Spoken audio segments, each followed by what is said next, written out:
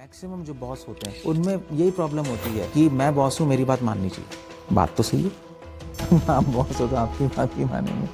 But पता है आपको, स्टीव जॉब्स नहीं है एप्पल का, उसने इतनी बड़ी कंपनी कैसे बनाई? उसका मेथड अलग था। उसके माइंड में था कि मेरे एम्प्लॉयज़ हैं तो ज़रूरी नहीं मेरी बात मानेंगे। तो उसके माइंड में था कि मेरे एम्प्लॉयज़ नहीं हैं, ये मेरे कोलीग्स हैं और हम साथ में कंपनी चला रहे हैं। उससे पूरा गेम चेंज ही हो गया क्योंकि उन लोगों को फीलिंग आई कि एम्प्लॉय नहीं समझते, हमें बराबर का समझते हैं। मतलब ऐसा भी नहीं है कि एक्सप्लॉइट करते हैं, कोई एक्सप्लॉइटेशन नहीं है।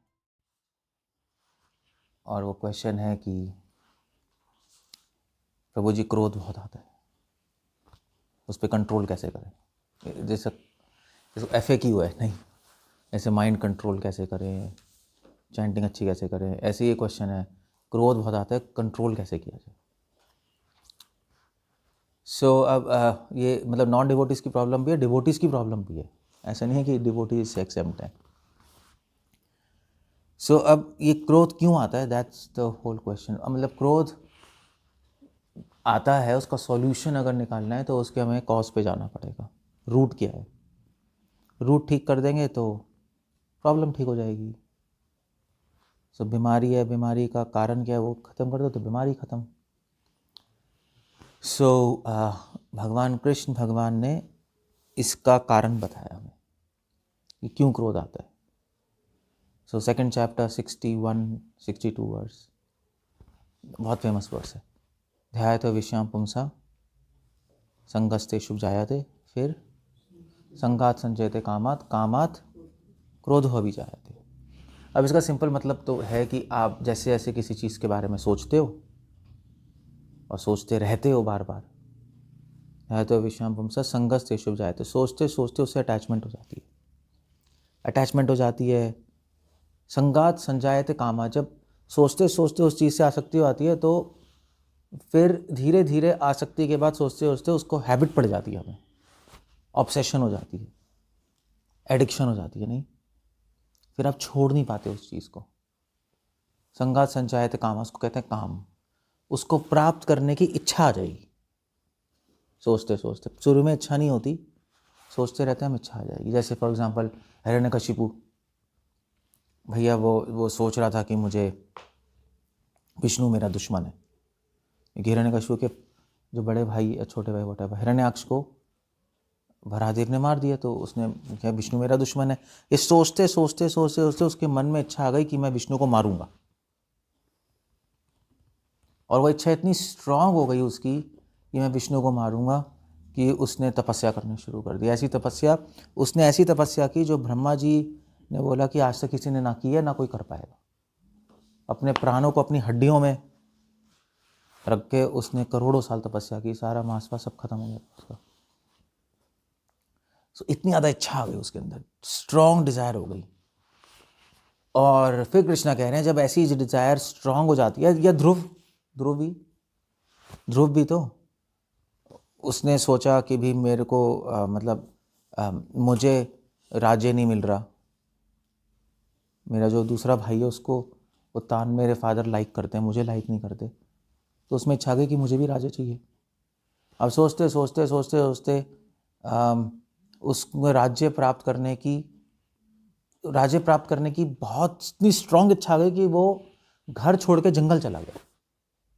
5 साल का बच्चा कैसे हो सकता है? इसको बोलते हैं काम। अटैचमेंट अलग होती है और एक डिज़ायर उसको प्राप्त करने की अलग चीज़ होती है। हो सकता है हम किसी से अटैच्ड हो मगर डिज़ायर ना हो सकता है हमें कुछ चीज़ अच्छी लगती है मगर ऐसा थोड़ी ना कि हम उसको लेना चाहते हैं हमेशा। हमें ताजमहल अच्छा लगता है मगर ये थोड़ी ना कि हम कहेंगे मुझे ताजमहल खरीदना है, ऐसा नहीं होता। सो जब हम किसी बारे में सोचते हैं तो अच्छा लगने लगता है तो फिर धीरे धीरे बार बार सोचते सोचते फिर उसको प्राप्त करने की इच्छा आती है। जब प्राप्त करने की इच्छा आती है तो यहाँ से प्रॉब्लम शुरू होती है, क्योंकि जब हम किसी चीज़ को पाना चाहते हैं और वो नहीं मिलती तो क्या आता है? तो क्रोध आता है। और वो मिल जाती है तो क्या होता है? तो पहले संतुष्टि होती है और फिर लोभ आ जाता है कि मुझे और चाहिए। और अगर वो मिल गई आपको और लोभ आएगा और मोह आ जाएगा, आप पागल हो जाओगे उसके लिए, कुछ देख नहीं पाओगे चीज़ें। सो क्रोध आता है जब हमारी इच्छाएं पूरी नहीं होती ना, जब हम कुछ प्राप्त करना चाहते हैं और मिलती नहीं तो क्रोध आता है। ये रूट कॉज है बस। या दूसरे शब्दों में कह लो कि हमारे कुछ आइडियाज़ होते हैं, जब वो पूरे नहीं होते, मतलब ऐसे आइडियाज़ नहीं जो हम पूरे करना आते हैं, ऐसे आइडियाज़ जो हम किसी भी हालत में पूरा करना चाहते हैं, और जब वो नहीं होता तो क्रोध आता है। दो ही कारण है और कुछ नहीं है। कोई चीज़ के लिए, कुछ आइडिया के लिए। कोई चीज़ हमें बुरी तरह पागल होगा उसको प्राप्त करने के लिए, नहीं मिल रही, क्रोध। कोई आइडिया हम बुरी तरह पागल होगा उसको अप्लाई करने के लिए, नहीं हो रहा तो क्रोध आएगा। अब क्रोध जो होता है, ये तो क्लियर हो गया ना, क्रोध आएगा इन दो कंडीशंस में। तो अगर कभी भी आपको क्रोध आ रहा है तो आपको सोचना पड़ेगा कि कुछ ना कुछ आप चाहते हो जो हो नहीं रहा, रुक रहे वो, इसलिए क्रोध आ रहा है। अब जो क्रोध है ना, वो ज़रूरी नहीं कि आप चिल्लाओगे, गुस्सा करोगे। क्रोध भी अलग अलग तरीके का होता है, अलग अलग मैनिफेस्टेशंस होती हैं क्रोध की। एक तो क्रोध है कि आप चिल्लाओगे, हाथ पांव चलाओगे, वो क्रोध हो गया। नहीं, मतलब क्रोध मैनिफेस्ट कैसे होगा आपकी आंखों, आपके लाइफ में ऐसे होगा। या दूसरा है कि आप अंदर अंदर फ्रस्ट्रेट हो गए, चिल्ला नहीं सकते भाई, हाथ पांव नहीं चला सकते, तो अंदर अंदर कुड़ोगे, समझते हो ना, कुड़ना नहीं होता, वो भी क्रोध होता है। अब दिखा नहीं रहे मगर अंदर क्रोध आ रहा है, वो भरा हुआ है, प्रेशर बन रहा है, तो वो कुड़ना होता है, वो भी क्रोध है। फ्रस्ट्रेशन जिसको कहते हैं, फ्रस्ट्रेशन। और भी एक तरीके का क्रोध है। और कभी कभी क्या होता है, जब हमें कुछ चीज़ नहीं मिलती तो हम लोग डिप्रेस हो जाते हैं, होते नहीं होते हैं। डिप्रेशन भी क्रोध का ही रूप है। एक कॉइन के हेड्स और टेल्स, या तो हेड कर लो या टेल कर लो। तो फ्रस्ट्रेट होते रहोगे, इतना फ्रस्ट्रेट हो जाओगे जब आपकी इच्छा पूरी नहीं हो रही कि आप डिप्रेशन में चले जाओगे। तो क्रोध का ही एक रूप क्या है, डिप्रेशन। या उल्टा भी हो सकता है, आप इतना ज़्यादा चाहते हो एंग्जाइटी हो जाएगी। तो क्रोध का एक दूसरा रूप क्या है, एंग्जाइटी। तो ये सारे क्रोध के ही रूप है। मतलब क्रोध एक बहुत बड़ा ब्रैकेट है। आप किसी को देखो, अभी एंग्जाइटी हो रही है, डिप्रेशन हो रहा है, या फ्रस्ट्रेशन कुड़ रहा है अपने अंदर, या चिल्लू रहा है, वो सब एंगर ही है, क्रोध ही है। अब सभी लोग इससे मुक्त तो है नहीं। अच्छा, ये जो क्या कहते हैं आजकल, इसको हम एंग्जाइटी नहीं, आजकल कहते हैं स्ट्रेस भी क्रोध का ही रूप है। स्ट्रेस हो गया उसको भी, क्या मेरी इच्छा पूरी नहीं हो रही, वो भी क्रोध का ही रूप है। तो सारे क्रोध के रूप हैं, ये सारा क्रोध है। जैसे फॉर एग्जांपल, ये तो क्रोध की बात हुई नहीं, ऐसे ही ये जो टर्म्स है ना, जो भगवान ने 5000 साल पहले यूज़ किए हैं, क्रोध टर्म, अब मॉडर्न ज़माने में वो उसके अलग अलग रूप हो गए हैं, बस, और कुछ नहीं है। प्रॉब्लम वही है, पहले ज़माने में भी प्रॉब्लम वही थी, आज भी प्रॉब्लम वही है। आज लोग गुस्सा नहीं करते मगर स्ट्रेस्ड हो जाते हैं। स्ट्रेस 99% सबसे बड़ी बीमारी स्ट्रेस ही है आज। वो क्रोध ही चल रहा है, वो अंदर वही है। स्ट्रेस, एंग्जाइटी, डिप्रेशन सब एक थैली के चट्टे पट्टे हैं सब, और कुछ नहीं है, थैली के चट्टे पट्टे ही हैं। अब क्वेश्चन ये है कि इसको हटाए कैसे। और क्वेश्चन है, हटाएंगे नहीं तो क्या होगा क्या अगर ऐसे ही चलते रहेंगे तो। अगर ऐसे ही चलते रहेंगे तो भगवान बता रहे हैं क्या होगा अगर हमने इसको ठीक नहीं किया तो। और सॉल्यूशन बाद में देखेंगे। मैं सॉल्यूशन इसलिए कह रहा हूँ क्योंकि लोग कहते हैं स्ट्रेस तो पार्ट ऑफ लाइफ है, ऐसे ही कहते हैं ना, ऐसे ही, आपको ज़्यादा पता होगा। नहीं, it's a part of life, नहीं, it's a part of life. चलो, तो इसका हम कुछ नहीं कर सकते, चलते रहो, हैंडल करते रहो। या कई लोग गोली खाते रहेंगे स्ट्रेस की। मतलब मैंने कई लोगों को देखा है, बिजनेसमैन, और वो मतलब नींद की गोलियां खाते रहेंगे बस। और चल काम चल रहा है ना, ठीक है, खाते रहो, एंटी डिप्रेशन मुंह में पॉपिंस की डाला लो, हो गया भाई, काम होना चाहिए। 3-4 दिन खा ली, फिर ठीक हो गया, फिर एक 2 हफ्ते बाद फिर दोबारा 3-4 दिन खा ली, फिर ठीक हो गया, फिर चलते रहते हैं। तो वो तो सप्रेस हो जाती है चीज़ें, ठीक थोड़ा ना होती हैं। अगर इसको हम ठीक नहीं करेंगे तो क्या होगा। तो कृष्ण आगे कह रहे हैं, क्या कह रहे हैं, क्रोधभिजायते, फिर क्रोधात् भवति, सेकेंड चैप्टर 62nd वर्स, क्रोधात् भवति सम्मोह।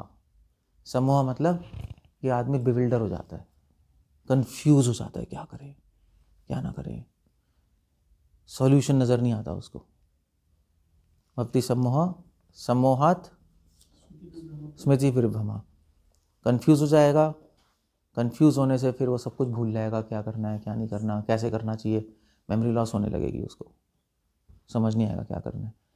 स्मृति विभ्रमा, स्मृति विभ्रमा बुद्धि नाश हो, इंटेलिजेंस काम करना बंद कर देगी।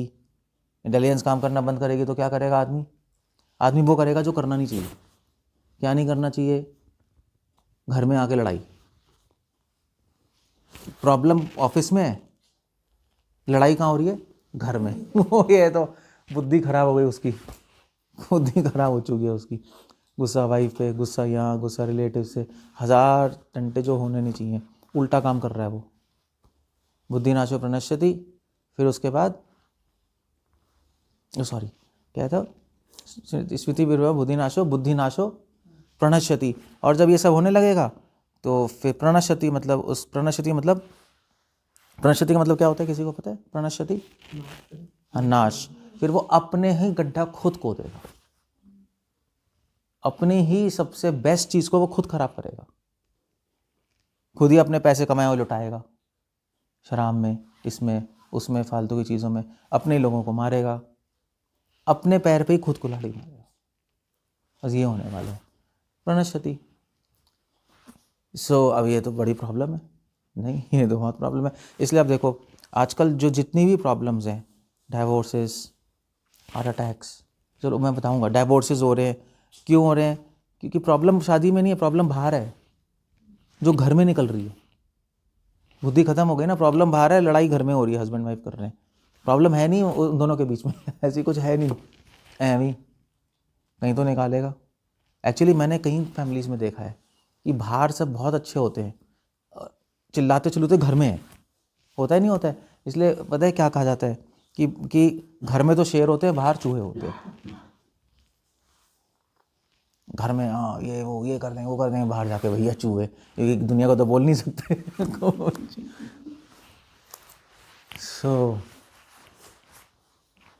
ये तो फिर क्या होगा उससे? प्रॉब्लम से खुद ही गड्ढा खोदेगा, प्रॉब्लम्स हो जाएंगी, तो ये प्रॉब्लम स्ट्रेस और बढ़ता रहेगा। सॉल्यूशन थोड़ा ना इसका, वो और बढ़ा रहा है, खुद ही बढ़ा रहा है। और फिर क्या होगा? फिर उसको एक तो बाहर प्रॉब्लम्स आएंगी लाइफ में, एक अंदर प्रॉब्लम चली जाएगी बॉडी में। जब आप खुद फ्रस्ट्रेटेड होते हो ना, जब क्रोध करते हो, जब आप क्रोध को अंदर दबाते हो, निकाल दिया तो बात थोड़ा अच्छा है, मगर जब दबाते हैं, और दबाना ही पड़ेगा समाज में निकाल तो सकते नहीं, घर में निकालोगे बीवी बच्चों पे, इतना ही कर सकते हो, वैसे तो निकाल नहीं सकते। बाहर तो आपको छुपाना पड़ेगा, स्माइल करनी पड़ेगी, मगर अंदर से आप गाली दे रहे होगे उसको, मगर ठीक है क्या कर सकते हैं। तो सप्रेस करते हैं हम, सप्रेस करने, जब क्रोध को सप्रेस कर, जब कुकर में प्रेशर बढ़ता है तो क्या होता है? हाँ ब्लास्ट होगा। सीटी तो नहीं, सीटी अगर नहीं बजेगी तो, सीटी लगाओ तो सीटी बजेगी। ब्लास्ट होगा वो। बीमारी आ जाएगी अंदर, कुछ ना कुछ हो जाएगा सप्रेस करते। हैवी सब प्रॉब्लम्स। तो इसलिए इसको हटाना बहुत, क्रोध को हटाना बहुत ज़रूरी है। इनफैक्ट सारी बीमारियां क्रोध से ही आती हैं। अगर आप रियली में, अगर आप साइकोसोमैटिक डिजीज़ या मेडिकल लिटरेचर पढ़ोगे ना, सारी बीमारियां स्ट्रेस से आती है, यही कह रहे हैं 99% बीमारी स्ट्रेस से ही है, और क्या है। क्रोध का एक रूप है, तो क्रोध हटाए कैसे? तो सिंपल कारण है, सिंपल एक लॉजिक भगवान ने बता दिया। क्रोध क्यों आ रहा है? हमारी unfulfilled desires, unfulfilled strong desires. ऐसे तो बहुत सारी इच्छाएं होती है जो पूरी नहीं होती, मगर जो इच्छाएं हम पूरी पागलों की तरह करना चाहते हैं, जब वो नहीं होती तो प्रॉब्लम है, क्रोध आता है। अदरवाइज इच्छाएं होती है, हम छोड़ देते हैं, ठीक है अभी हम मार्केट में गए, हमें क्रैक्स खरीदना है, मगर नहीं मिला, चलो छोड़ दो। मगर अगर आप पागल हो जाओगे तो प्रॉब्लम है। उन इच्छाओं को हटाना बहुत ज़रूरी है। इसलिए बुद्धा ने भी यही कहा कि सारी प्रॉब्लम्स जड़ जड़ का है, इच्छाएं हैं। सारे संत यही आते जो भी आए सब ने यही बोला है, इच्छाएं प्रॉब्लम्स हैं। चाहे हमारे वैष्णव हो, चाहे योगी हो, चाहे ज्ञानी हो, बुद्धिस्ट ही क्यों ना ले लो, सब कहते हैं इच्छाएं प्रॉब्लम है। निर्वाण मतलब इच्छाओं से मुक्ति। ये निर्वाण शब्द बुद्धों का नहीं, बुद्धिस्ट का नहीं है, ये हमारे भागवतम में निर्वाण हमारा वैदिक शब्द है जो उन्होंने किराए पे लिया ऐसे लो निर्वाण, तो पाली में इसको कहते हैं निब्बान। सो ठीक है, इच्छाओं से मुक्ति हो गई तो क्रोध खत्म, आप फ्रस्ट्रेट हो गई नहीं। बट यहाँ पे एक प्रॉब्लम है कि इच्छाओं से मुक्ति कैसे होगी, ये कोई बच्चों का काम तो है नहीं। इट्स नॉट ईजी कि आप इच्छाओं से मुक्त हो जाओ, क्योंकि इच्छाएं हम पूरी नहीं करते। इच्छाएं एक्चुअली हम इच्छाओं को भोगते नहीं, इच्छाएं हमें भोगती है ना। हम इच्छाएं करते नहीं, इच्छाएं हमें फोर्स करती है कुछ करने के लिए। सो इच्छाओं से मुक्ति कैसे मिलेगी? वो मिल जाएगी, क्रोध खत्म हो जाएगा आपका। मगर वो ना एक वो आपके अंदर से हटनी चाहिए। आप ये नहीं कह सकते आज से मैं इच्छा नहीं करूँगा, वो नहीं चलता, क्योंकि अंदर घुसी हुई है ना आपके इच्छा, वो अंदर एम्बेडेड है आपके, वो अंदर, वो आप आप बाहर से बोल सकते हो मगर अंदर से हटानी होती है। अंदर से नहीं हटेगी तो दोबारा से आ जाएगा। जैसे एग्जांपल दिया जाता है, जैसे बैम्बू होते हैं, बैम्बूज देखें, बांस अपने आप उगते हैं। तो जैसे कभी आप ट्रैवलिंग कर रहे हो, आपने देखा, और बांस के ना वो पेड़ भी उग जाते हैं, देखा है इस पार्क में पेड़, बहुत छाया भी होती है उसमें। तो सोचोगे चलो सो जाए, तो उसके नीचे छाँव में सो जाओगे धूप में, तो क्या होगा? तो अगले दिन क्या होगा? अगले दिन आपके अंदर वो बांस घुसा होगा पीछे से, पीठ से, क्योंकि बांस एक दिन में 1 इंच 2 इंच उगता है नीचे से, और अपने आप ही रूट्स आती है, अपने आप उग जाता है। अब उसको काट दोगे तब भी उसकी जड़ें रहती हैं। अगर आप जला भी दोगे ना बांस का पूरा फील्ड, अपने आप बांस उग जाएगा, क्योंकि नीचे उसकी जो रूट्स हैं वो बनी रहती हैं। इसलिए बांस को अगर हटाना है तो पूरा गड्ढा खोद के निकालना पड़ेगा। सो ऐसे ही अगर हम इच्छाओं को ऊपर से हटा भी दें तब भी उसका रूट बना रहेगा, वो फिर से उग जाएगी। इसलिए बिल्कुल कोर से निकालना पड़ता है। इसलिए संस्कृत में वर्ड है उन्मूलनम।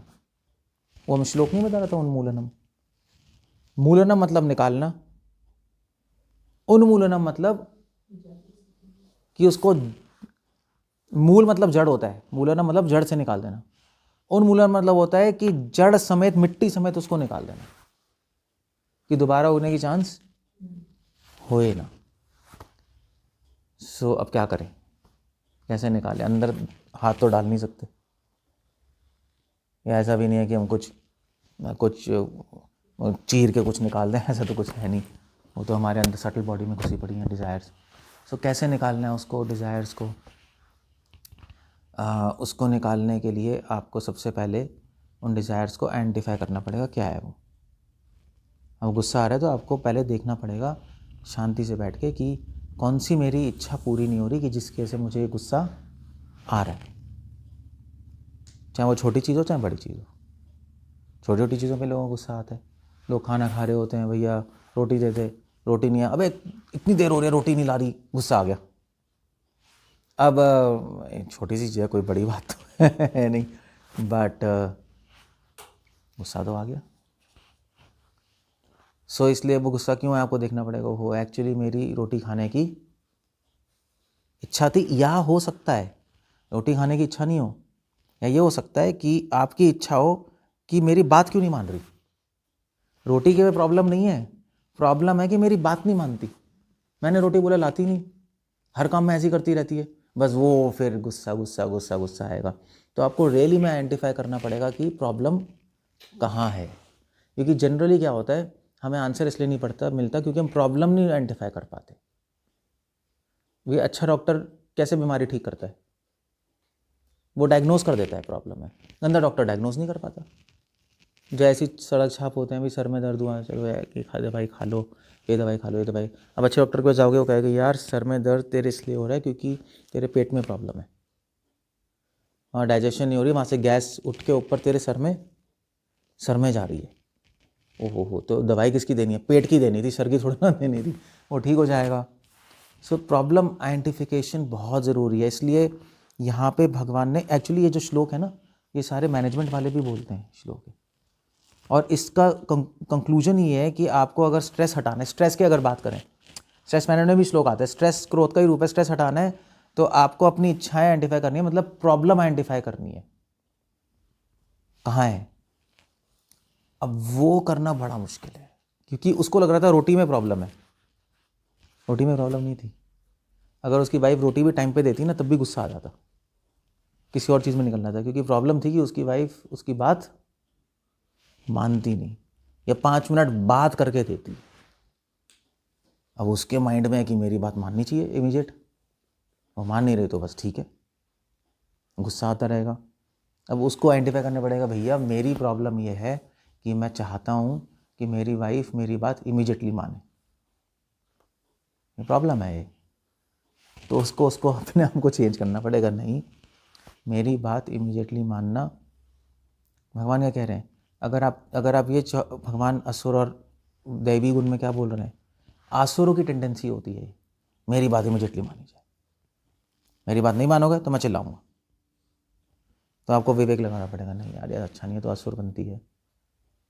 मेरी बात क्यों मानेगी कोई, मेरी बात क्यों मानेगा कोई, क्योंकि वो मेरी वाइफ है?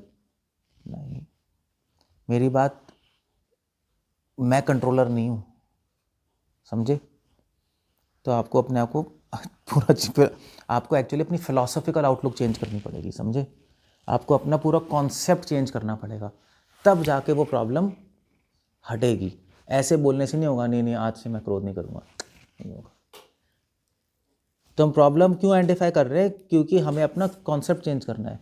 तो कॉन्सेप्ट चेंज करने के लिए आपके पास फिलॉसफी होनी चाहिए ना, फिलॉसफी कि हम सब भगवान के अंडर हैं, ये मेरी वाइफ नहीं है, ये एक जीवात्मा है जो मेरे साथ कर्मों में है, और मैं किसी को फोर्स नहीं कर सकता अपनी बात मनवाने को।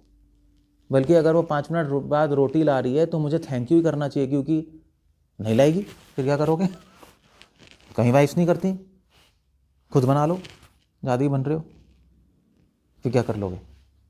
कुछ नहीं कर सकते। ये घर घर की प्रॉब्लम है, ये आपकी नहीं है, ये घर घर की यही स्टोरी है।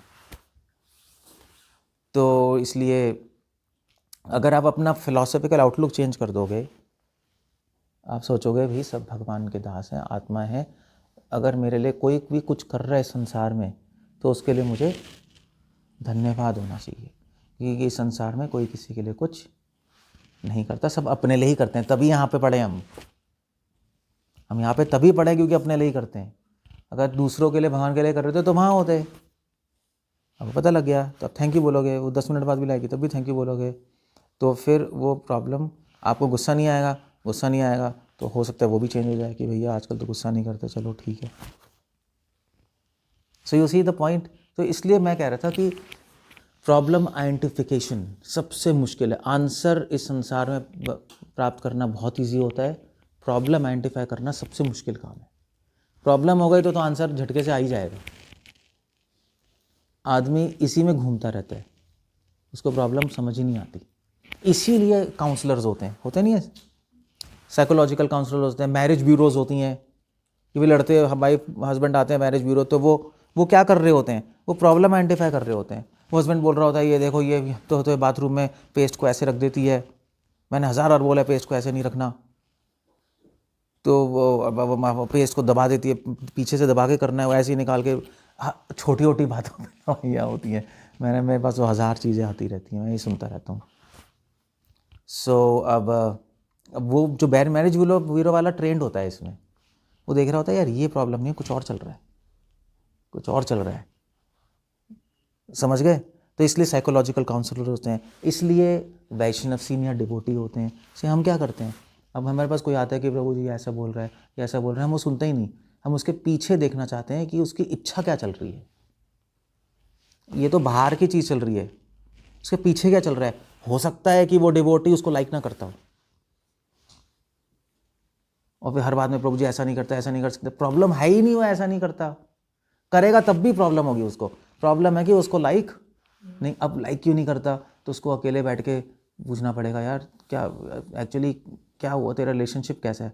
वो कहेगा यार उसने 2 साल पहले मेरी ऐसी बैंड बजाई थी सबके सामने, मैं बदला निकालूंगा, बस वहाँ प्रॉब्लम है। प्रॉब्लम वो नहीं थी कि उसने खिचड़ी में नमक नहीं डाला, उसने ऐसे इसने पंडाल में ऐसा नहीं किया, प्रॉब्लम थी नहीं वहाँ।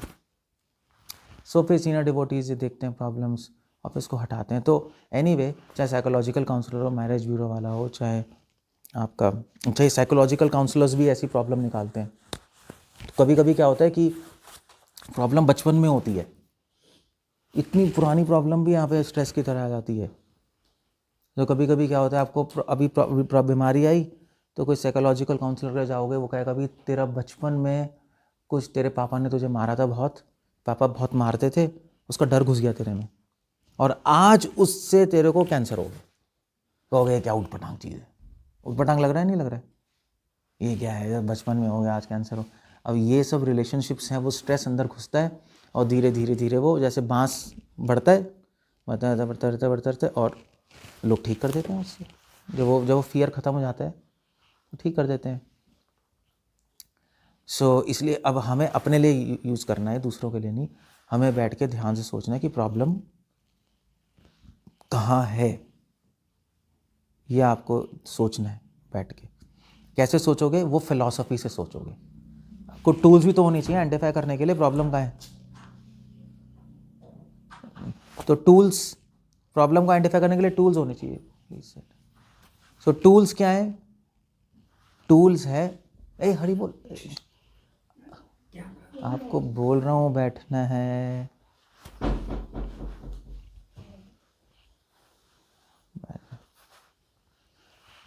सो प्रॉब्लम ये है कि हमें टूल्स आइडेंटिफाई, प्रॉब्लम को आइडेंटिफाई करने टूल्स ये नहीं, तो टूल क्या है, फिलॉसफी। वहाँ पे रोल आता है फिलॉसफी का। इसलिए जिसको फिलॉसफी नहीं आती वो प्रॉब्लम आइडेंटिफिकेशन नहीं कर सकता, गलत प्रॉब्लम आइडेंटिफाई करेगा। प्रॉब्लम आइडेंटिफाई गलत करेगा, सॉल्यूशन आएगा नहीं, स्ट्रेस बनेगा बना रहेगा, क्रोध बनेगा रहेगा, और फिर सारी उसको वही चलता रहेगा। वो कहेगा यार कुछ सॉल्यूशन तो हो नहीं रहा, मैं इतनी भक्ति कर रहा हूँ सॉल्यूशन नहीं आ रहा। भक्ति कर रहे हो मगर टूल्स तो नहीं है तुम्हारे पास, फिलॉसफी नहीं है। टूल, फिलॉसफी मतलब कॉन्सेप्ट, फिलॉसफी मतलब सिद्धांत एक बड़ा होता है, कॉन्सेप्ट आपका क्लियर नहीं है। कॉन्सेप्ट क्लियर नहीं है तो आप प्रॉब्लम नहीं पता लगा सकते। तो फिलॉसफी क्या करती है, फिलॉसफी कुछ नहीं करती, आपके माइंड को, आपके कॉन्सेप्ट्स को क्लियर कर देती है। कॉन्सेप्ट क्लियर होता है तो आपको दिखाई देने लगता है ओहो एक्चुअली ये प्रॉब्लम है। इसलिए जितने भी जो मैनेजर्स होते हैं, जो फिलॉसफी जिनको अच्छी आती है वो अच्छे मैनेजर होते हैं। मतलब ज़रूरी नहीं है जिनको फिलॉसफी आती है वो अच्छे मैनेजर होते हैं, मगर अच्छे मैनेजर्स जो होते हैं उनको फिलॉसफी ज़रूर आती है, उल्टा ज़रूर होता है, वो फिलॉसफी में स्ट्रांग होते हैं। तो फिर वो देख पाते हैं एग्जैक्टली क्या प्रॉब्लम चल रही है, और फिर उसका सॉल्यूशन शास्त्रों से जो भी है जैसे भी दे पाते हैं। सो इसलिए तो यहाँ पे अब आप देख रहे हो, तो क्रोध हटाने के लिए हमें ये देखना है कहाँ इच्छाओं में प्रॉब्लम है, कौन सी इच्छा प्रॉब्लम कर रही है। इच्छा जो प्रॉब्लम है उसको हटाने के लिए क्या चाहिए, पहले तो आपको आइडेंटिफाई करना है कौन सी इच्छा है। आइडेंटिफाई करने के लिए फिलॉसफी चाहिए। अब आपको पता लग गया क्या क्या प्रॉब्लम है ना, आइडेंटिफाई कर लिया आपने क्या प्रॉब्लम है। प्रॉब्लम ये है कि भैया वो हस्बैंड चाहता है कि मेरी वाइफ मेरी बात इमीडिएटली माने। प्रॉब्लम ये थी, प्रॉब्लम चपाती में नहीं थी, प्रॉब्लम पेस्ट में नहीं है, प्रॉब्लम यहाँ है। तो अब उसको हटाना है, क्या करें, इसलिए कैसे हटाएं फिर, मेरी बात माने। अब ये हटाना है भी, मेरी बात नहीं माने, तो उसके लिए आप एक तो आपने फिर फिलॉसफी के पास गए, अपने कॉन्सेप्ट ठीक है, नहीं भैया मेरी बात क्यों मानेगी, ये जी बात में है, ठीक है जैसे भी है। इस भवसागर में कोई मेरे लिए कुछ भी कर दे वो बहुत बड़ी बात है, मैं धन्यवाद होना चाहिए, ठीक है। एक तो आपने अपनी थिंकिंग सही कर ली, फिलॉसफी से कॉन्सेप्ट ठीक कर लिया। और दूसरा है कि क्या है कि अगर हम अपने माइंड को ठीक भी कर लेना ऐसे सोच के, तब भी फिर से माइंड उल्टा हो जाएगा।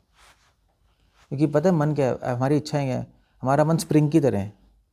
आप खींचोगे तो क्या होगा, छोड़ोगे तो क्या होगा, टिंग, फिर से वही चला जाएगा। आप एक बार मन को समझा लोगे, मगर जब दोबारा होगा तो आप भूल जाओगे सब कुछ, फिर से गुस्सा आ जाएगा, फिर आप समझाओगे फिर से गुस्सा, फिर समझाओगे फिर गुस्सा, चीज़ें होती नहीं। इसलिए आपको अपने माइंड को स्ट्रांग भी बनाना है कि दोबारा से उस हैबिट में दोबारा ना जाए, क्योंकि पता होते भी चले जाते हैं, है ना। तो स्ट्रॉन्ग बनाने के लिए, माइंड को स्ट्रॉन्ग बनाने के लिए हमें मेडिसिन लेनी पड़ेगी। वो मेडिसिन क्या है आपको पता ही है क्या है? हरे कृष्णा हरे कृष्णा एनेची औषधि माया सभा क्या एनेची औषधि माया नाशी वाला। तो ये मेडिसिन भगवान ने दिया अपना नाम, इससे माइंड स्ट्रांग बनेगा और अब स्ट्रांग माइंड में उस कॉन्सेप्ट को रख पाओगे। अगर माइंड स्ट्रांग नहीं होगा तो कॉन्सेप्ट स्लिप हो जाएगा और माइंड दोबारा जो उसी हैबिट में आ जाएगा। इसलिए सिद्धांत को मन में रखने के लिए मन स्ट्रांग मन चाहिए, अदरवाइज वीक माइंड में सिद्धांत नहीं रहता।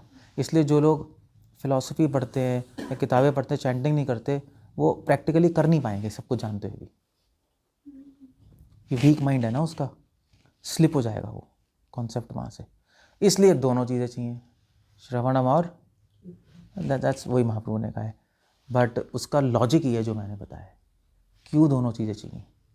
दोनों चीज़ें इसलिए चाहिए, तो अगर आप सिर्फ चैंटिंग करोगे, फिलॉसफी नहीं पढ़ोगे, माइंड तो स्ट्रांग हो गया मगर स्ट्रांग बनाया ही है भाई, खाली है। तो खाली माइंड और स्ट्रांग माइंड तो क्या होगा, वो भी प्रॉब्लम है। तो इसलिए माइंड स्ट्रांग कर लिया, फिर उसके अंदर हमने कॉन्सेप्ट डाल दिया तो वो वहीं रहेगा और फिर उससे फिर हम प्रॉब्लम को आइडेंटिफाई कर पाएंगे। और प्रॉब्लम आपको समझ आ गई कौन सी इच्छा प्रॉब्लम कर रही है, तो उस इच्छा को सही करने के लिए हम फिर अपना कुछ कॉन्सेप्ट चेंज करेंगे फिलॉसफी से, फिर उसको चेंज करके अपने मन में रखेंगे, उसको स्लिप नहीं होने देंगे, चैंटिंग से वहीं रखा रहेगा। फिर अपना हमारा स्ट्रेस हट जाएगा, क्रोध ख़त्म हो जाएगा, बस ख़त्म हो जाएगा, दैट्स ऑल। ये तरीका है काम करने का। सो आप धीरे धीरे आप देखो कहाँ कहाँ क्रोध आ रहा है, उसको सॉल्व करो और आगे बढ़ो, बस ये तरीका और कुछ नहीं है। इस तरह से आप क्रोध को हटा सकते हो। थोड़ा सा टायरसम प्रोसेस है, मगर एक बार आपको हैबिट हो गई ये करने की ना, ऐसे भी बहुत लंबा लग रहा है, एक बार हैबिट हो गई तो यूँ हो जाएगा। आपको गुस्सा आएगा, आपको इमीडिएटली दिखाई देगा ओहो ये अच्छा प्रॉब्लम कर रही है, ट्रेंड हो गया ना। बस फिर आप चैंटिंग करो और भगवान से प्रेयर करो, भगवान ने हटा दीजिए। स्पेसिफिक उसी के लिए प्रेयर कर रहे हो ना, आप एक जनरल प्रेयर करोगे तो जल्दी काम नहीं होगा। आपको स्पेसिफिक पता लग गया प्रेयर कर रहे हो तो जल्दी काम हो जाएगा। भगवान ये प्लीज़ मुझे हटा दीजिए, भगवान हटा देंगे, ठीक है। जनरल प्रेयर से काम जल्दी नहीं होता, स्पेसिफिक प्रेयर से जल्दी हो जाता है नहीं। भगवान हम पे कृपा जी सब कुछ अच्छा हो, ठीक है जो भी है। अब दूसरी प्रेयर कर रहे हो कि भगवान अब मेरे को ये प्रॉब्लम है, प्लीज़ ये हटा दीजिए किसी मैं आपकी सेवा कर पाऊँ, जल्दी हो जाएंगी चीज़ें, और क्या हो। So that's all about anger. कुछ कहना है, कुछ पूछना है तो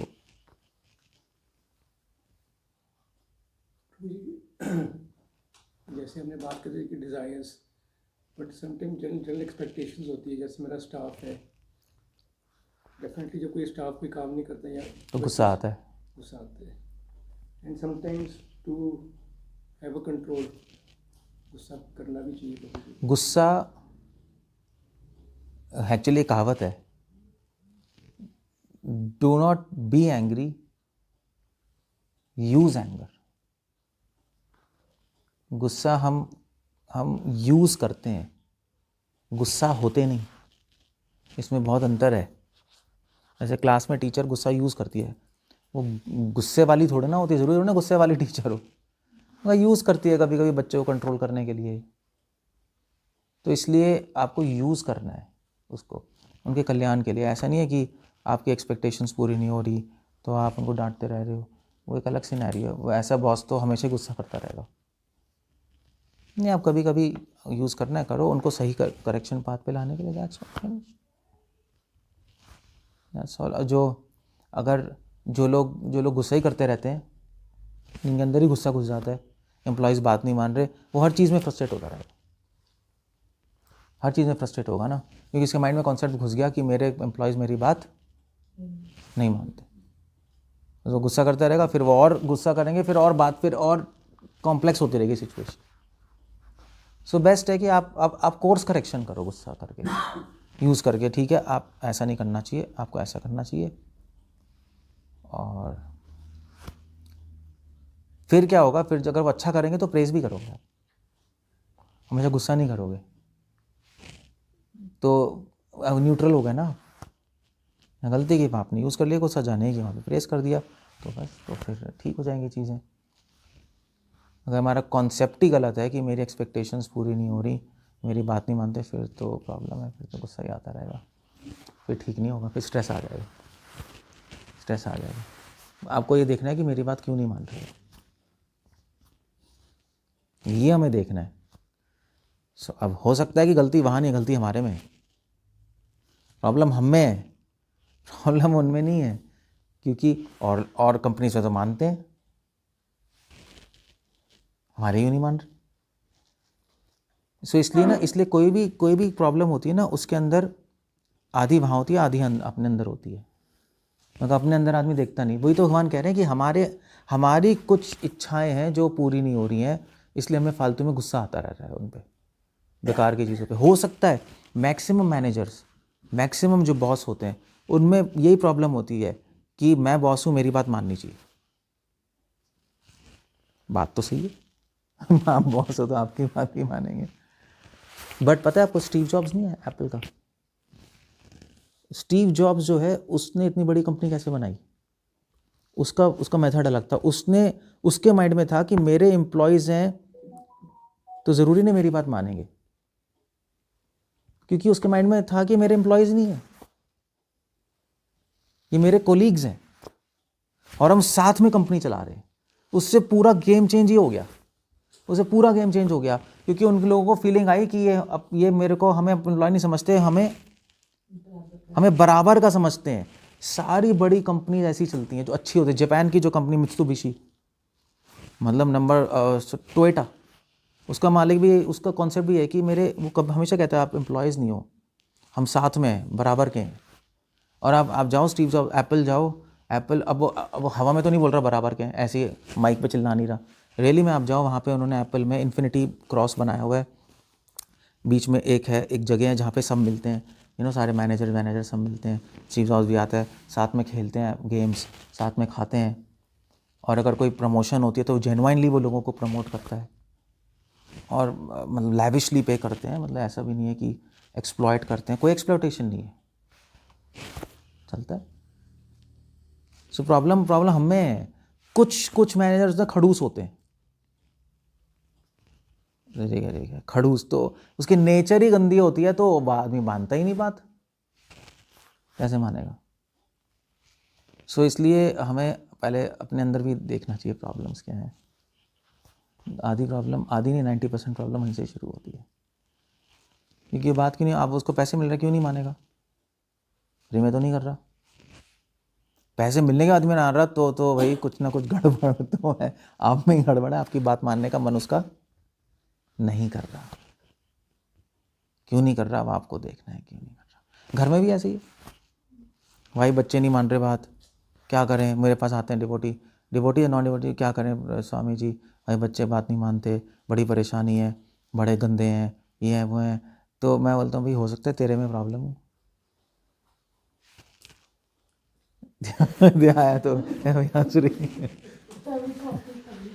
ध्याय तो विषम पुंसा, कुछ तो कॉन्सेप्ट गलत है आपका, लाइफ का कॉन्सेप्ट गलत है आपका। अच्छा मैनेजर होता है जो अपनी बात दूसरों से मनवा ले, वो अच्छा। और गंदे मैनेजर रोते रहते हैं, फ्रस्ट्रेट होते रहते हैं कि वे कोई नहीं। एक्चुअली क्या है, मैनेजमेंट का एक प्रिंसिपल है, पता है, मैनेजमेंट का प्रिंसिपल है, मैनेजर, अच्छा मैनेजर होता है क्या मान के चलता है कि कोई बात नहीं मानेगा, कोई बात नहीं मानेगा, यहाँ से शुरू करता है। गंदा मैनेजर कहाँ से शुरू करता है, सब मेरी बात मानेंगे क्योंकि मैं मैनेजर हूँ, मैं लीडर हूँ। बिल्कुल उल्टा कॉन्सेप्ट है। अच्छा लीडर पहला उसका कॉन्सेप्ट है कि कोई भी मेरी बात नहीं मानेगा। जैसे मान लीजिए आप हो, अब अपनी कंपनी में आप सोच के रखो कोई मेरी बात नहीं मानेगा, सब ऐसे ही है, कोई नहीं मानेगा। फिर अगर कोई मानेगा तो पता है आपको क्या होगा, खुशी, अबे यार एक ने तो मान ली, थैंक यू वेरी मच। उल्टा रिस्पॉन्स आएगा आपका, ये ट्रुथ है। झूठ क्या है कि सब मेरी बात मानेंगे, ये झूठ है, ये चाहे आप कितने पैसे दे लो नहीं मानेंगे, कर ले तू, ये झूठ है। झूठ के पैसे चलोगे तो फिर तो गड़बड़ी होगी, फिर तो क्या दुखी होगा, झूठ तो दुखी लाता है। ऐसे ही प्रीचिंग में भी ऐसी है। प्रीचिंग में हम लोग प्रीचिंग करते हैं, इतने लोग जुड़ते हैं, हम यही मान के चलते हैं कि कोई भी हमारी बात नहीं मानेगा। यहाँ से हम शुरू करते हैं, चाहे हम 1000 बार बोलते हैं, फिर अगर कोई थोड़ा भी मानते हैं हम कहते हैं थैंक यू यार तूने मान ली, बहुत बहुत धन्यवाद। बस ऐसे ही है, दैट्स ऑल। इसको कहते हैं फिलॉसफी। फिलॉसफी में सिखाती है कोई भी हमारी बात नहीं मानेगा। क्यों नहीं मानेगा? क्योंकि उसने भगवान की बात नहीं मानी तो हमारी क्यों मानेगा? तभी तो यहाँ बैठा है वो भगवान को छोड़ के आया है, भगवान की बात नहीं मानी, इतना कमीना है, तो हमारी क्यों मान लेगा?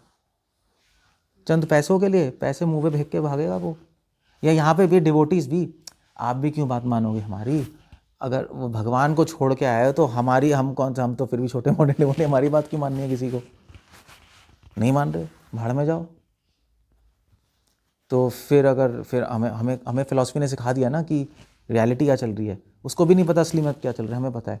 तो फिर कोई बात मानता है, हम कहते हैं थैंक यू, बहुत अच्छा है। हम थैंक यू इसलिए भी कहते हैं क्योंकि उसको बात मानने की हैबिट पड़ रही है, तो एक कदम वो भगवान के पास पहुंच गया, इसलिए उसको धन्यवाद कह देते हैं। ये धन्यवाद, क्योंकि बात मानना ही सबसे बड़ी चीज़ है। तब बात ना मानने के चलते यहाँ बैठे हैं हम डिसओबीडियंस से, उसको ठीक है थैंक यू। अब देख रहे हैं आप क्या है ये, तभी आप हो स्टीव जॉब्स। आप पढ़ो, आप मतलब मैं आपकी बात नहीं कर रहा, मैं सारे बिजनेसमैन की बात, ये भी बिजनेसमैन है, सब बिजनेसमैन बैठे हैं यहाँ। सो ये भी कुछ करेंगे लाइफ में, मगर कॉन्सेप्ट क्लियर नहीं है तो ना इस संसार में कुछ कर पाओगे ना वहाँ कर पाओगे। अब महात्मा गांधी देख लो, सब पूरी इंडिया नहीं बात मान रही थी। क्यों मान रही थी? कि महात्मा गांधी उनके साथ ही चल रहे थे। वो तो कोई घोड़े गाड़ी में नहीं आ रहे थे, वो नंगे पाँव चल रहे हैं, भाई तुम भी चलो मैं भी चलता हूँ। तो लोगों को लगा यार हम साथ में हैं, कोई ऊपर नहीं कोई नीचे नहीं है, तो फिर काम होता है,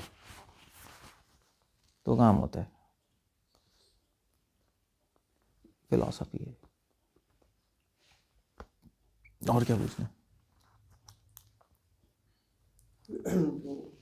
फिलॉसफी है कि ये सब बराबर है, फिर वो भी उल्टा हो नहीं, ये सब बराबर नहीं है। जैसे स्टीव जॉब पे कह रहे थे कि ऑल द एम्प्लॉइज की, मेरे कोलीग्स हैं भी, फ्रेंड्स, वो भी हो जाता है। जैसे कोई एम्प्लॉई था काफ़ी जूनियर, उसका मैंने कहा कोई बात नहीं यार, आई वाज एक्सपेक्टिंग कि मैं ऐसे सीनियर हूँ तो कहता वो यार कोई गल हो यार मैं तेरा बॉस हूँ, मतलब मेरे को यार करके बुलाने लगे। उसमें कहा नहीं यार हाँ ठीक है, एम्प्लॉई ठीक है।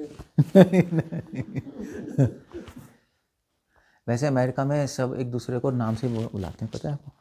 जो कोई भी स्टीव जॉब्स का एम्प्लॉई, स्टीव जॉब्स को स्टीव ही कहते थे, हाय स्टीव, ऐसे ही चलते हैं वहाँ। तो बोलने से तो उसको लगेगा कि हम इक्वल हैं, आपको हम इक्वल हैं यार, फिर वो आपको बोलेगा अरे कुछ नहीं यार, तो आप बोलोगे अबे तूने मुझे ऐसे कैसे बोला, फिर तू क्या बोल रहा था इक्वल है, फिर तो आपकी बात पे वो हो जाएगा। हाँ तो ठीक है, दैट्स ओके। तो वहाँ होस्ट को सर नहीं कहते, नाम लेते हैं वहाँ। कनाडा में भी ऐसे। हाँ तो उससे क्या होता है, उससे एक सेम लगता है, बोलने से, व्यवहार से। सेम सीट पे बैठते हैं, सेम सीट पे बैठेंगे, ऐसा नहीं है कि वो बॉस वहाँ बैठा है वो वहाँ बैठा है छोटी सीट पे, ऐसा नहीं होता। Okay let's sit and talk, that's all. So एक अच्छा इन्वायरमेंट होता है उससे। Of course I mean to say हमारे धर्म में मर्यादा भी है, सीनियर्स ऊपर बैठते हैं वो नीचे बैठते हैं, वो एक अलग बात है।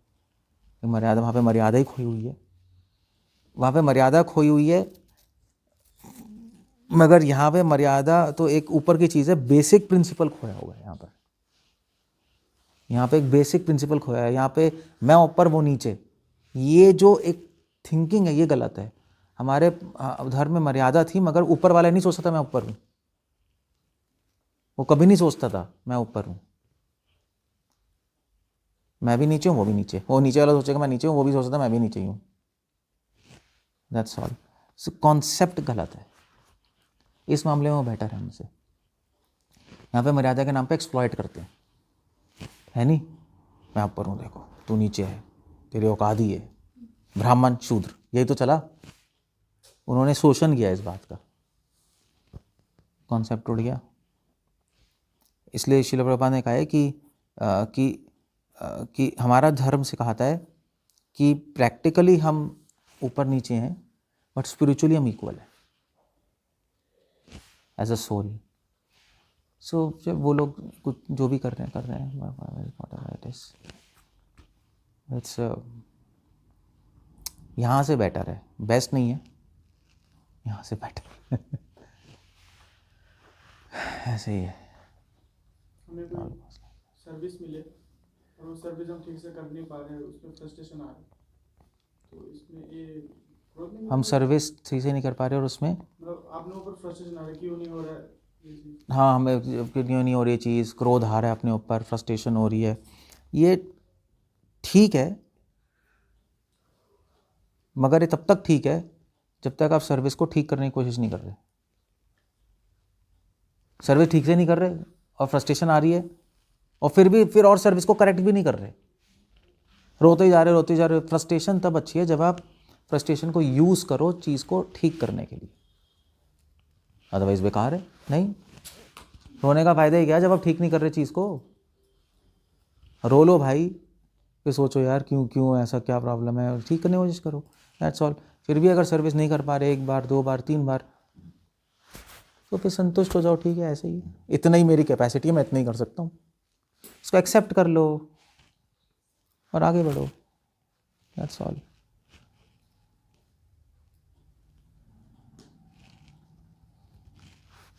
और क्या कहना है किसी, कुछ कहना है किसी को?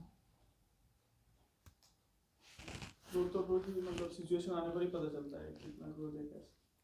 तो भगवान सिचुएशन लाते ही इसलिए कि आपको पता लगे आपके अंदर क्या है,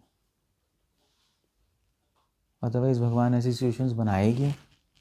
भगवान हर एक की लाइफ में ऐसी सिचुएशंस लाते ही इसलिए हैं कि इसको पता लगे उसके अंदर क्या प्रॉब्लम है।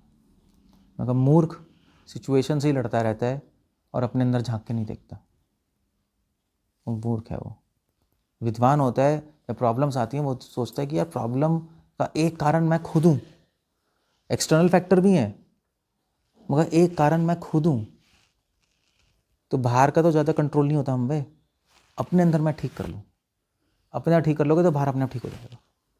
इसलिए आप देखो ना, इसलिए ऐसे डिवोटीज़ में भी वो कहते हैं यार उसकी वजह से ऐसा हो गया, उसकी वजह से ऐसा हो गया, यही चलता है ना।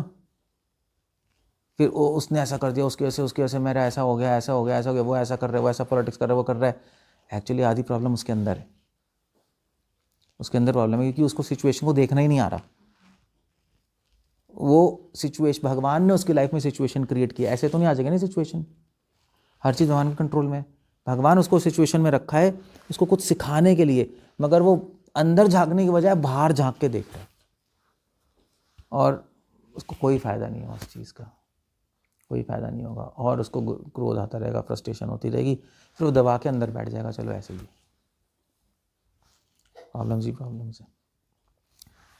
तो इसलिए कभी भी अगर लाइफ में कुछ हो, कुछ प्रॉब्लम्स आए, तो पहले अंदर ढूंढना चाहिए उसको, उसका कॉज, बाहर नहीं ढूंढना चाहिए, बाहर नहीं होती चीज़ें, इसी को कहते हैं माया। तभी तो कृष्ण कह रहे हैं ध्याय तो विश्याम पुंसा, कृष्ण कह रहे हैं तुम्हारे अंदर प्रॉब्लम है जिससे क्रोध काम आया है नहीं। भगवान ने श्लोक में ये नहीं कहा कि क्रोध क्यों आता है क्योंकि सारी दुनिया पॉलिटिक्स करती है। भगवान ने बोला ध्याय तो विश्याम पुंसा संगस्ते शुभ जायते संगा संजयते कामा कामास क्रोधो भी जायते। भगवान ने ये तो नहीं बोला कि ध्याय तो विश्याम पुंसा करोति पॉलिटिक्स पुंसा संगस्ते शुभ जायते, ऐसा तो नहीं बोला, मगर हम सोचते ऐसे ही हैं। मतलब कोई भी मेरे पास कोई प्रॉब्लम कंप्लेन लेके आता है, मैं सुनता ही नहीं उसकी, मैं नहीं सुनता। ऐसे प्रभु जी आप तो सुनते ही नहीं कंप्लेन कभी भी, मैं उसी को डांट देता हूँ।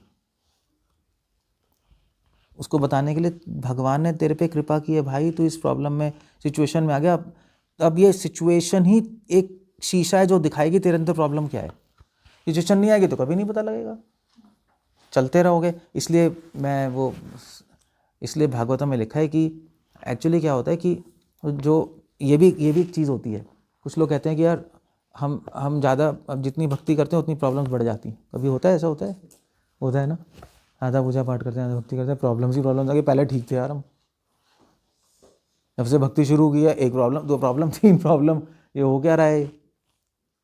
सो ये हो क्या रहा है? हो ये रहा है कि भगवान आपको सारे कर्मों का फल इसी लाइफ में देके आप भोग के आपको वापस ले जाएंगे कि अब सारे अपने कर्मों को इसी लाइफ में भोग लो, क्योंकि कर्मों को बिना भोगे हम कोई भी मुक्ति नहीं पा सकते। तो देवताओं के लिए भी नियम है, हम तो फिर भी मनुष्य हैं, हर आदमी को अपने कर्म खुद ही भोगने पड़ेंगे।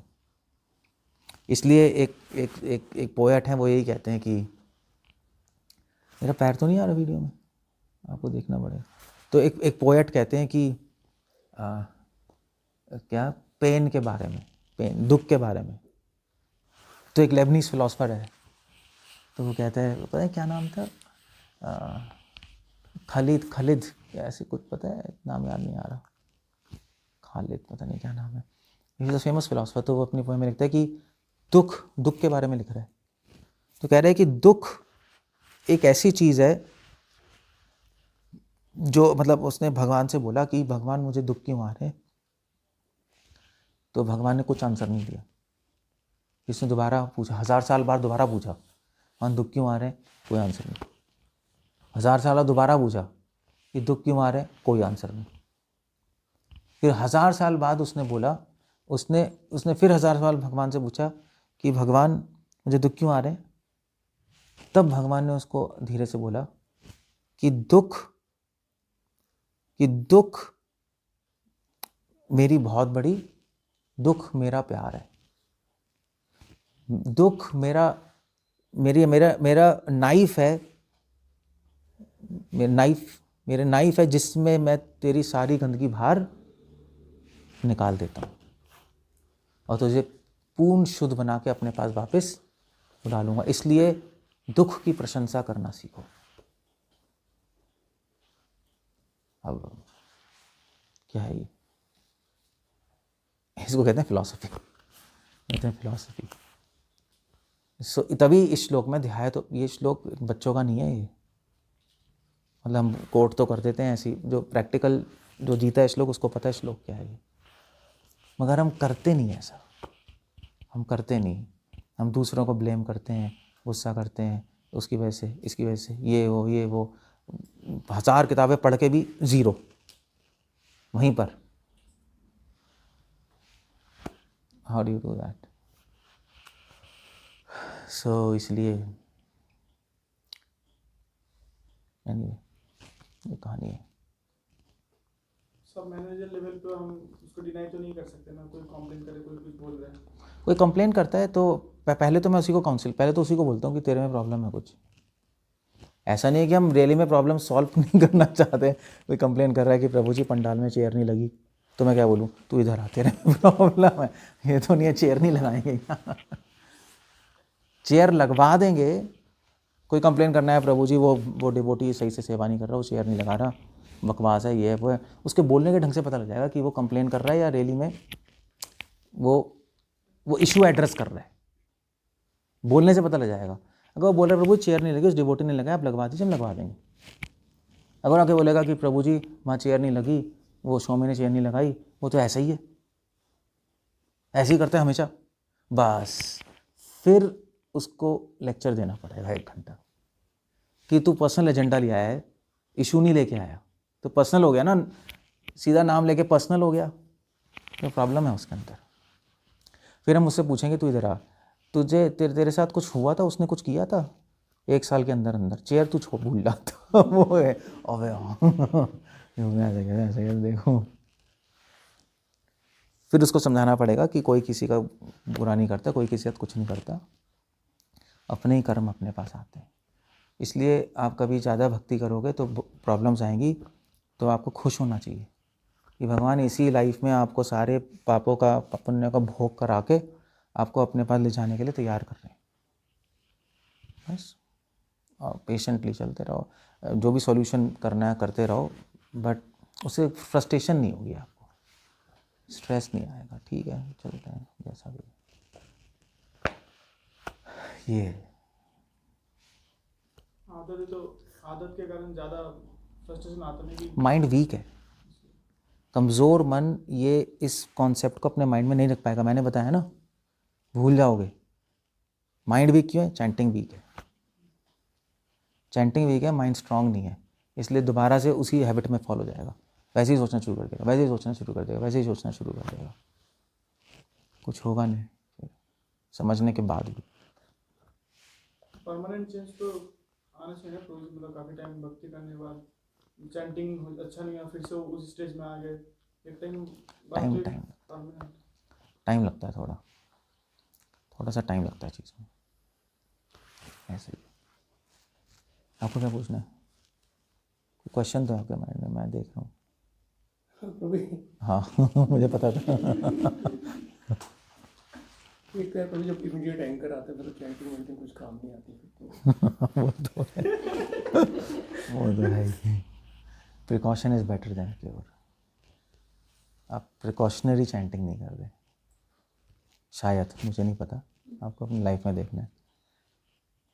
उस टाइम नहीं होगा, उस टाइम नहीं कर सकते, उस टाइम तो एक्सीडेंट हो गया तो हो गया, पहले से आप बच के चल रहे हो तो ठीक है। तो पहले से ही माइंड को ट्रेन करना पड़ता है चैंटिंग करके, तो फिर नहीं होती चीज़ें ये। मुझे कई बार लगता है जैसे हम इतने कर रहे हैं तो दुख आते हैं, पता नहीं हमसे कोई अपराध हो गया है। कई बार ये भी माइंड में आता है कि हम भक्ति कर रहे हैं फिर भी इतने दुख आ रहे हैं, तो हमसे कोई अपराध तो नहीं हो गया। अगर नहीं करते तो चलो ठीक है, कर रहे हैं पता नहीं ठीक तरह से कर रहे हैं। अपराध हो जाता तो भक्ति छूट जाती, आप भक्ति कर पा रहे हो इसका मतलब अपराध नहीं हुआ, इसका मतलब दुख भगवान ही अरेंज कर रहे हैं कुछ। तो अब आपका कर्तव्य ये है, भक्ति चल रही है इसका मतलब अपराध नहीं हुआ, इसका मतलब प्रॉब्लम्स भगवान ही दे रहे हैं।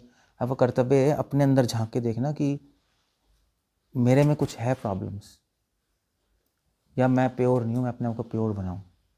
भगवान ये चाहते हैं प्रॉब्लम्स देकर, या भगवान चाहते हैं मेरे तुम्हारे कर्म भोग लो, तो संतुष्ट होके बस लेते रहो प्रॉब्लम, ज़्यादा विचलित मत हो, उनके गुणगान गाते रहो, अपने आप चीज़ें निकल जाएंगी बस। अगर मान लीजिए भगवान ही प्रॉब्लम दे रहे हैं तो आप सॉल्व नहीं कर पाओगे, चाहे कुछ भी कर लो आप, है नहीं, फिर तो हो ही नहीं सकता सॉल्व। अगर भगवान ने ही दे दिया फिर तो आप कुछ भी हाथ पाँव चला लो, वो हटेगा ही नहीं वो। तो फिर स्वीकार कर लें हम सेटिस्फैक्शन से, स्वीकार कर लोगे तो शायद हट जाए, भगवान खुश होके उसको किसी न किसी तरीके से उसको निकाल देंगे आपको, मगर भोगना आपको पड़ेगा ही पड़ेगा, इस जन्म में अगले जन्म में भोगना पड़ेगा ही पड़ेगा, बिना भोगे चीज़ें हटती नहीं। इसलिए आप देखो कितने बड़े बड़े भक्तों को कितनी बड़ी बड़ी प्रॉब्लम्स भी आती हैं, नहीं, शास्त्रों में हमने देखा ही है। तो भगवान साथ में उसको साहस भी देते हैं, संतुष्टि भी देते हैं, भक्तों का संग भी देते हैं, वो उत्साह बनाए रखते हैं, चलते रहो, बस चलते रहते हैं हम, और क्या है, बस हो जाता है काम। आज आपको प्रॉब्लम है, इनको नहीं है, कल इनको भी आ जाएगी, लगता है आपको ना हो, किसी को क्या पता किसकी लाइफ कब, इस संसार में तो ये चलता ही रहता है। ठीक है, गुणगान गाते रहो, चलते रहो, चलते रहो, चलते रहो, चलते रहो, क्या होगा। ये हमारे एक रिलेटिव थे, अब तो छोड़ गए, बाहर चले गए। वो जब थे पहले तो डिवोशन में नहीं थे, तो खुद हमारे पास आके डिवोशन में आए। ठीक है, जैसे डिवोशन में आए पहले तो 1.5 साल तो ठीक रहा, फिर उनकी लाइफ में प्रॉब्लम्स आनी शुरू हो गई, कभी बीमारी, कभी कुछ, कभी कुछ, कभी कुछ। फिर उन्होंने ये कहना शुरू कर दिया कि जब से मैंने कृष्णा कॉन्शियस मूवमेंट में ज्वाइन किया तब से मुझे प्रॉब्लम्स आ रही है, प्रॉब्लम्स आ रही है, प्रॉब्लम्स आ रही है। हमने काफ़ी देर उनको समझाया, बड़ा लिंगर ऑन किया कि नहीं, भक्ति करते रहो, करते रहो, करते हुए, लेकिन अंततः वो छोड़ गए। अब जब छोड़ गए वो ठीक हो गए। अब ये क्या गए कि क्या वो जो उन्होंने 2 साल 3-4 साल भक्ति की थी, अब उसके कारण वो उनके सारे हालात बदल गए। चक्कर ये है ना, अब वो कहते कि मैंने ये छोड़ा ना तब मैं ठीक हो गया। चक्कर ये है ना, वैसे उन्होंने हमें डिवोशन भेजी, भागवतम पे उन्होंने बाहर से भेजी उन्होंने, वो नहीं, वो क्या होता है जब कैंसर होता है किसी को, आपको पता ही है, जब कैंसर होता है तो जब दवाई लेते हैं तो प्रॉब्लम्स होती हैं उससे, बहुत स्ट्रॉन्ग दवाइयाँ होती हैं ना, मतलब कभी सर में दर्द, कभी वॉमिटिंग, कभी ये कभी वो, दवाई छोड़ दोगे तो नहीं होंगी चीज़ें, मगर कैंसर रहेगा, मगर कैंसर रहेगा। अब आपको चूज़ करना है, या तो कैंसर रख लो अपने अंदर, चलते रहो, या आप दवाई लो और उसका साइड इफ़ेक्ट्स ले लेके ठीक हो जाओ। तो बस उन्होंने छोड़ तो दी, कैंसर है अभी उनके अंदर, उनके अंदर ही पड़ा है। अब वो कब निकलेगा, किस रूप में निकलेगा, उनको खुद भी नहीं पता।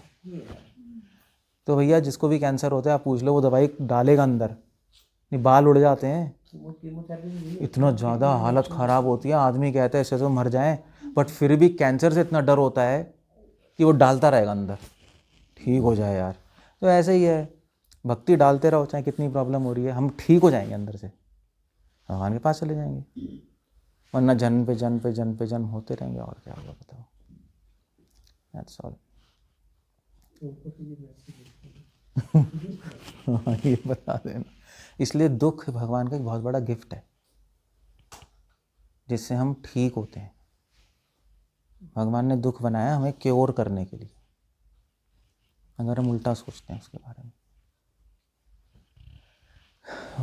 इसलिए भगवान सिचुएशंस लाते हैं। मूर्ख क्रोध होता है, क्रोधी क्रोध करता रहता है पागलों की तरह। विद्वान देखता है इस सिचुएशंस के पीछे कुछ चक्कर है, मेरे अंदर कुछ है, मुझे ठीक करना है उसको, बस हो जाता है ठीक। ठीक है, दैट्स इट।